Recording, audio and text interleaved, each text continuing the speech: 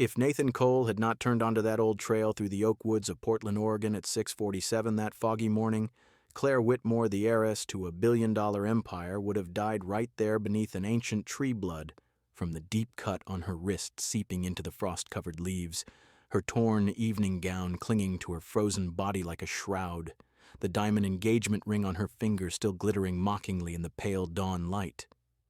The fog was thick, almost suffocating, pressing low against the ground like a gray blanket that swallowed sound and sight. The temperature hovered just above freezing, the kind of cold that seeps into bones and refuses to leave. Nathan, 38, walked ahead of his 7-year-old daughter Lily, their boots crunching softly on the frost-kissed path. He had carried this routine like a lifeline since his wife Sarah died of cancer 3 years earlier.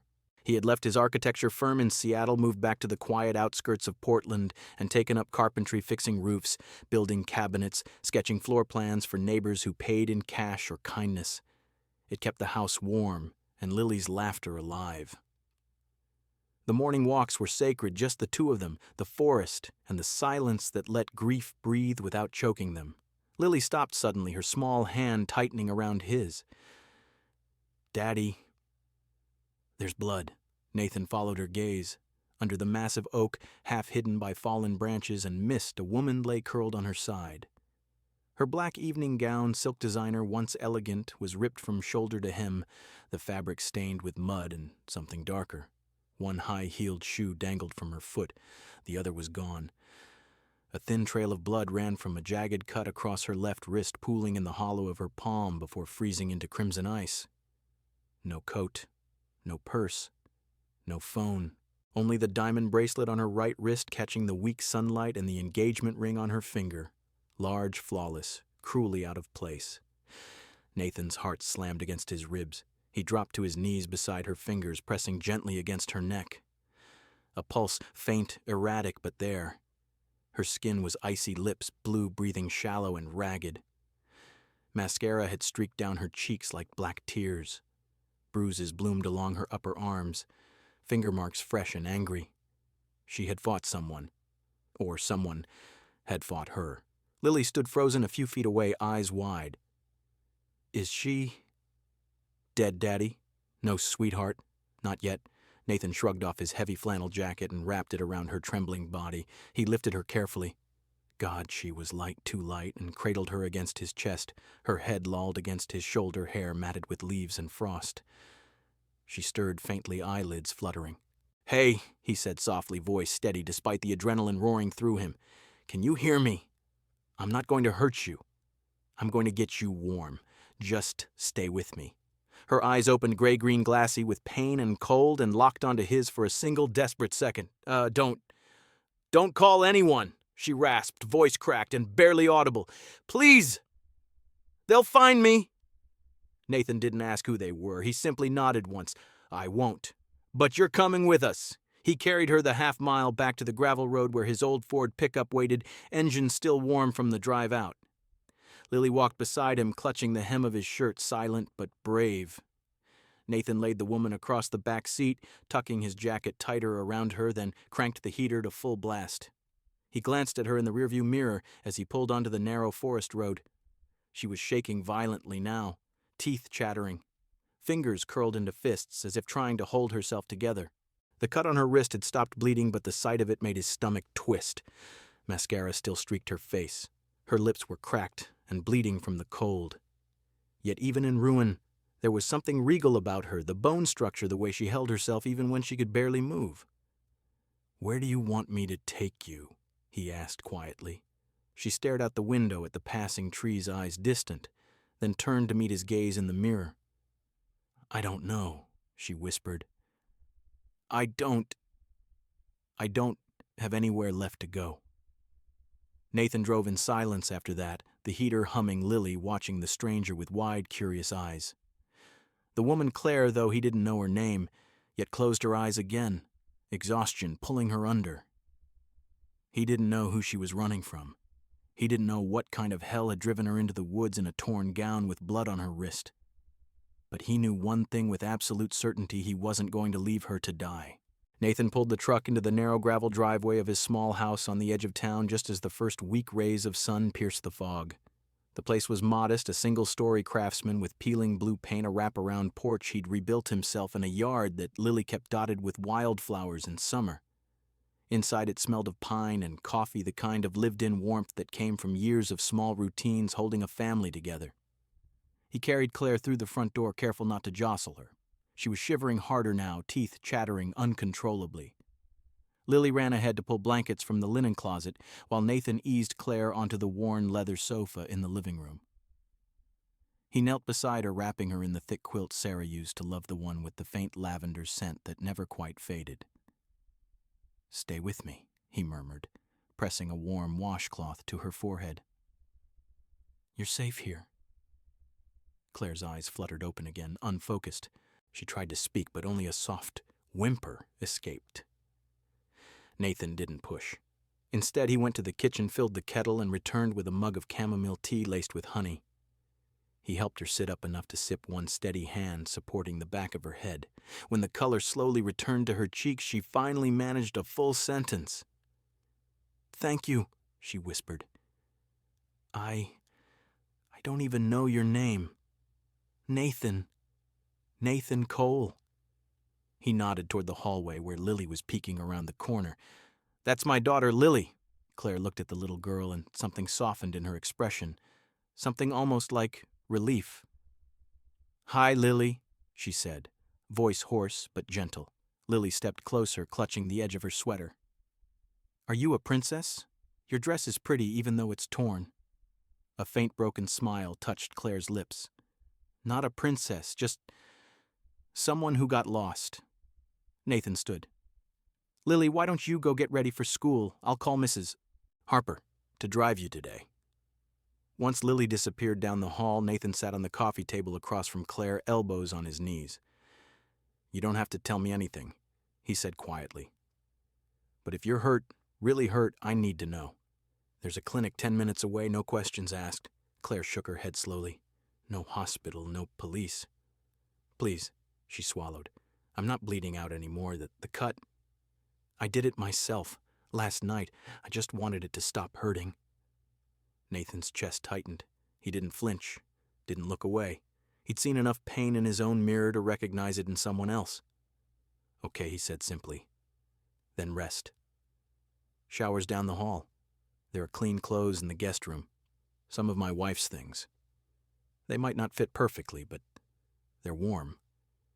Claire stared at him for a long moment, as if waiting for the catch. When none came, she nodded, tears welling again. "I don't deserve this." "You're breathing," Nathan replied. "That's enough to deserve a hot shower and dry clothes." He helped her to the bathroom, showed her the towels, then left her alone. While the water ran, he made oatmeal for Lily, packed her lunch, and texted the neighbor to pick her up. When Lily hugged him goodbye at the door, she whispered, "Is the princess going to be okay?" "Daddy, I think so, kiddo." I think she just needs someone to be kind to her for a while. After Lily left, Nathan cleaned the blood from the back seat of the truck, then returned to the house. Claire emerged 20 minutes later wearing Sarah's old gray sweatpants and a soft blue hoodie that hung loose on her frame. Her hair was wet and combed back, face scrubbed clean of makeup. Without the glamour, she looked younger, vulnerable in a way that made Nathan's protective instincts flare. She sat at the kitchen table. He placed a bowl of oatmeal in front of her along with fresh coffee. "You don't have to eat," he said. "But it'll help." She picked up the spoon hand, still trembling slightly. After a few bites, she spoke. "My name is Claire.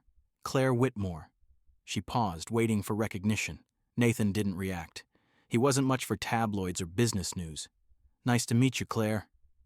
She almost laughed, a small, brittle sound. "You really don't know who I am. Should I? Was supposed to be engaged tonight. To Richard Greaves. Our families own half the financial sector on the East Coast. The wedding was supposed to be the merger of two empires." She stared into her coffee. I stood up in the middle of the toast, excused myself to the powder room, walked out the service exit, got into a cab, and just kept going. Until the driver dropped me at the edge of the woods because I had no more cash. Then I walked and walked until I couldn't anymore. Nathan listened without interrupting. When she finished, silence settled between them, comfortable, not heavy. I've been running my whole life, she said softly. From expectations, from being the perfect daughter, from being decorative. She looked down at the hoodie sleeves she'd rolled up 3 times. This is the first time in years I'm wearing something that isn't chosen for me. Nathan leaned back in his chair. My wife used to say, the best days were the ones where you wore whatever kept you warm. Claire's eyes filled again. She sounds like she was kind. She was. He cleared his throat. She died 3 years ago. Cancer. Lily was 4. Claire reached across the table, hesitated, then gently touched the back of his hand. I'm so sorry. He nodded once. Me too. They sat like that for a while, 2 strangers who had both lost pieces of themselves, sharing silence and oatmeal in a kitchen that smelled faintly of pine and coffee. Outside, the fog began to lift. Inside, something else began to settle. The sound came first a low rhythmic thump that grew into a roar, vibrating through the roof beams like distant thunder that refused to fade. Nathan was in the kitchen rinsing mugs when the noise hit. He froze water still running over his hands. Outside, the morning sky had cleared enough for visibility, and now it was being sliced apart by the blades of a helicopter circling low over the treetops. The downdraft rattled the windows. Claire appeared in the doorway, still in Sarah's oversized hoodie face, pale as ash. They're here, she whispered. Nathan shut off the faucet, dried his hands on a dish towel, and walked to the living room window. Through the glass, he saw the black chopper banking sharply, its tail number visible against the silver body. No police markings. Private, expensive. He turned back to her. How long do we have? Minutes, maybe less. Her voice cracked. My father doesn't wait. He sends people. Nathan glanced at the clock, 9:12 a.m. Lily was already at school, safe, for now. He grabbed his keys from the hook by the door. We're not staying here. Claire didn't argue. She slipped on a pair of Sarah's old boots, too big but better than nothing, and followed him out the back door. They took the narrow path behind the house that cut through dense evergreens, avoiding the main road. The helicopter circled again, louder now, searchlight sweeping the ground even in daylight. They reached the truck in under 5 minutes. Nathan started the engine quietly, kept the lights off, and eased onto a back logging road that snaked deeper into the forest. He drove for 20 minutes, gravel crunching under tires, until they reached the old cabin he'd renovated 2 summers ago as a weekend retreat. It sat tucked against a ridge half hidden by firs, with a wood pile out front and a tin roof that blended into the gray sky. Inside, the air was cold and smelled of cedar. Nathan lit the wood stove while Claire stood in the doorway, arms wrapped around herself. This is yours, she asked. Mine and Lily's. We come here to fish, build fires, forget the world for a while. She stepped inside, closing the door behind her. Thank you. Again. He didn't answer. Instead, he pulled 2 folding chairs close to the stove, poured water from a jug into a kettle, and set it to heat. They sat in silence as the fire crackled to life. Outside, the helicopter faded, then returned, then faded again, searching relentless. Claire spoke first. My full name is Claire Danielle Whitmore. My father is Harlan Whitmore. He owns Whitmore Financial Group private equity hedge funds, real estate across 3 continents. My engagement to Richard Greaves was announced 6 months ago. It wasn't a proposal, it was a contract. Boardroom signatures. The wedding was supposed to seal the merger of Greaves Capital with our East Coast holdings. I was collateral. Nathan watched the flames. And last night I couldn't breathe in that ballroom. 300 people toasting a future I never chose. Richard was charming in public, cold in private. He'd already told me what my life would look like: charity boards, photo ops, children when the time was strategic. I excused myself to the restroom, slipped out the service door, walked 3 blocks in heels until I found a cab. I paid the driver everything in my clutch and told him to take me as far west as the money would go. He dropped me at the edge of Forest Park. I walked until my feet bled. Then I kept walking, until I couldn't. She looked at the bandage on her wrist Nathan had cleaned and wrapped it earlier. I didn't plan to cut. I just wanted to feel something real. Pain I chose, not the kind they keep handing me. Nathan exhaled slowly. I get it. After Sarah died, I used to drive out here alone at night, sit on the porch with a bottle of whiskey and stare at the stars until I couldn't feel anything anymore. One night, Lily woke up screaming from a nightmare. I realized if I kept going like that, I'd lose her too. So I stopped drinking. Started fixing things instead, roofs, cabinets, broken hearts. Mine included. Claire studied him. You don't hate me for dragging you into this. I hate the people who made you run into the woods in a torn dress, he said quietly. Not you.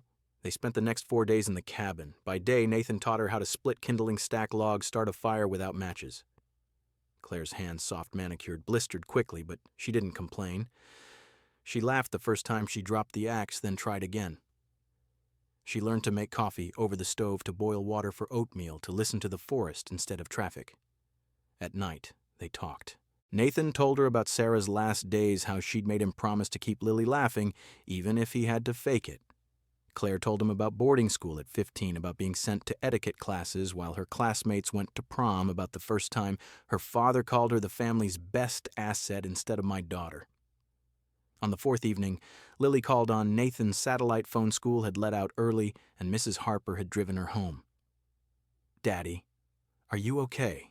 Lily's voice was small through the speaker. I'm fine, sweetheart. How was school boring? I miss you. Is the princess still with you? Claire leaned closer to hear. Yeah, Nathan said, smiling faintly. She's here.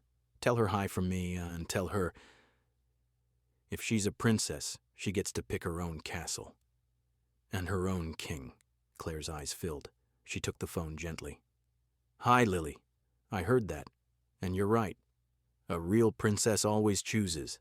Lily giggled. Good. Because Daddy's the best king ever. He makes pancakes with smiley faces. After the call ended, Claire handed the phone back, tears on her cheeks. She's incredible, she whispered. She's everything Nathan said. Outside, the wind picked up. The helicopter hadn't returned in 2 days. But Nathan knew it wasn't over. Something bigger was coming. The helicopter had gone silent by the 5th morning, but the quiet felt heavier than the noise. Nathan woke before dawn, the cabin still dark except for the faint red glow from the dying embers in the stove. Claire was already up, sitting cross-legged on the floor near the window, staring out at the mist that clung to the pines. She had changed into one of his old flannel shirt sleeves, rolled up hair pulled back in a loose knot. She looked smaller somehow, less like the heiress who had run from a ballroom and more like someone who had finally stopped running. I have to go back, she said without turning around. Nathan sat up on the narrow cot, rubbing sleep from his eyes. You don't have to do anything. I do. She turned to face him, eyes steady but red-rimmed. If I stay hidden, they'll turn this into a kidnapping story. They'll drag your name through every headline. Lily's school. Your business, everything you've built to keep her safe. I can't let that happen. He stood, walked to the window beside her. Outside, the forest was still, but the air felt charged like the moment before a storm breaks. What happens if you go back? They'll try to lock me down again. Meetings, contracts. Richard will smile for the cameras and pretend nothing happened. She swallowed. But I'm not the same woman who walked out of that ballroom. I'm not going back to be decorative. I'm going back to end it. Nathan studied her profile, the way the first light caught the faint scar on her wrist already healing. Then you go on your terms, not theirs. She looked at him, then really looked. You're not afraid? I'm terrified, he admitted. But I've been terrified before. Losing Sarah, raising Lily alone. I survived that. I'll survive this. They left the cabin at first light. Nathan drove her to the small regional airport 20 miles away, the one mostly used by private charters and weekend pilots. He had called ahead using the last of the cash he kept in the glove compartment to book a single-seat flight to Portland International. Claire would board a commercial flight from there to New York, where her father's people would be waiting. At the curb outside the tiny terminal, she turned to him. I don't know how to thank you, she said. You already have. He nodded toward the horizon. You're choosing yourself. That's the biggest thanks anyone could give. She stepped closer, hesitated, then hugged him quick, fierce, like someone afraid to let go. He hugged her back, careful, steady. Tell Lily I said goodbye, and that she was right about princesses. I will. She pulled away, eyes shining. If I don't come back, you will, he said simply, because you know where home is now. She walked into the terminal without looking back. Nathan drove home in silence. The house felt emptier than it had in years. Lily came home from school, asked where the princess was, and cried when he told her she had gone home to fix her castle. He held her until the tears stopped, then made her favorite grilled cheese and told her stories about brave girls who chose their own paths. 2 days later, the news broke. Claire Whitmore appeared at a press conference outside the Whitmore Financial headquarters in Manhattan.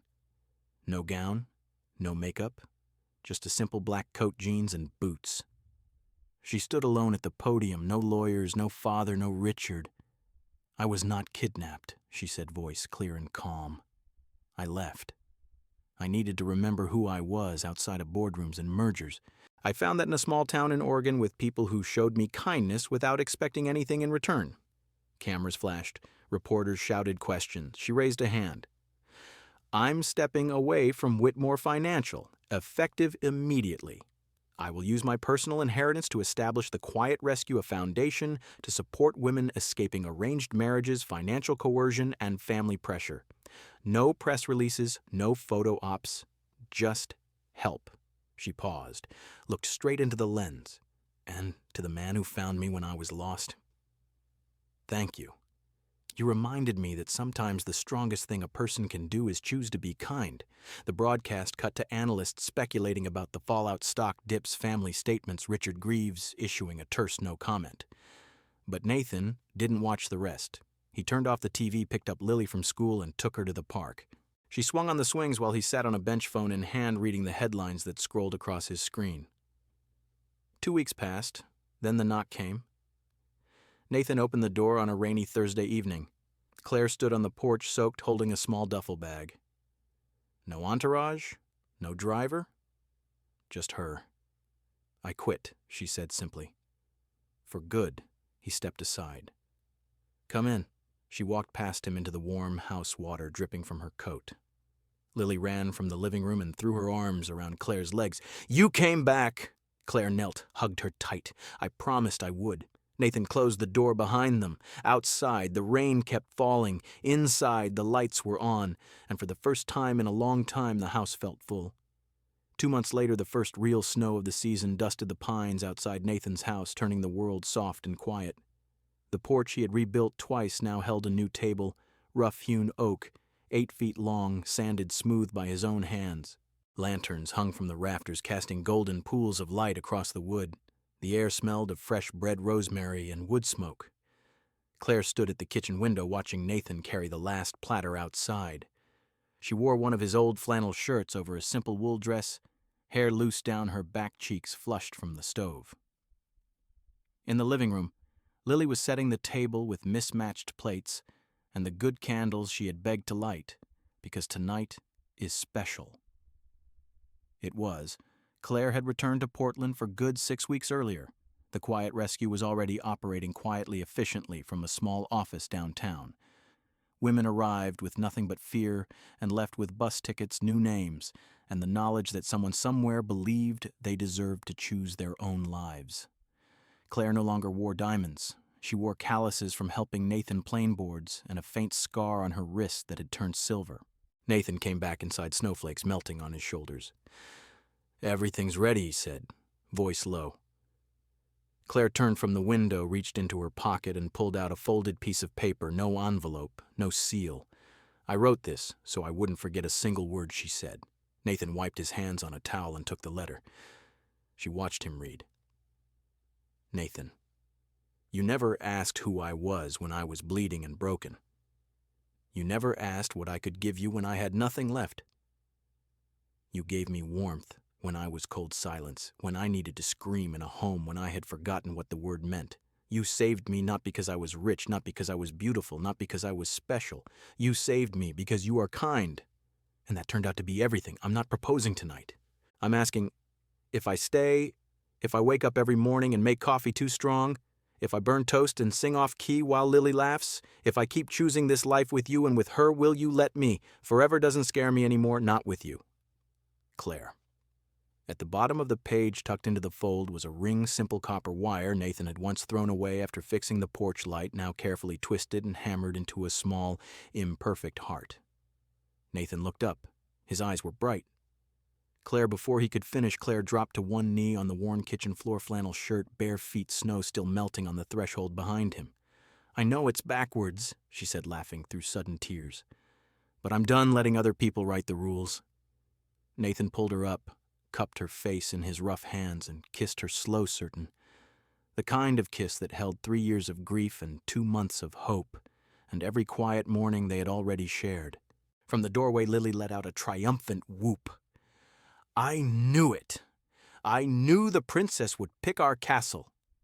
She ran in, threw her arms around both of them, and the three of them stood there in the warm kitchen, laughing, crying, holding on like they had finally found the place where all the broken pieces fit. Later, under the lanterns, they ate bread still hot from the oven, soup thick with vegetables from the garden they had planted together, and apple pie Lily had helped bake. No silver, no crystal, just 3 people, 1 table, and the soft falling snow. When the plates were cleared and Lily finally asleep upstairs, exhausted from excitement and too much pie, Nathan and Claire stood on the porch, shoulders touching, watching the flakes drift down. "I used to think home was something you were born into," Claire said quietly. "A name, a fortune, a bloodline." Nathan slipped the copper ring onto her finger. It caught the lantern light, imperfect and perfect. "Home," he said, "is the place that doesn't let you go when you're lost, and the people who keep the light on until you find your way back." Claire leaned her head against his shoulder. "Then I'm already there." Somewhere in the distance an owl called. The snow kept falling soft and forgiving, covering the world in quiet white. And inside the little blue house on the edge of Portland, 3 hearts beat in the same steady rhythm, chosen healed, and finally whole.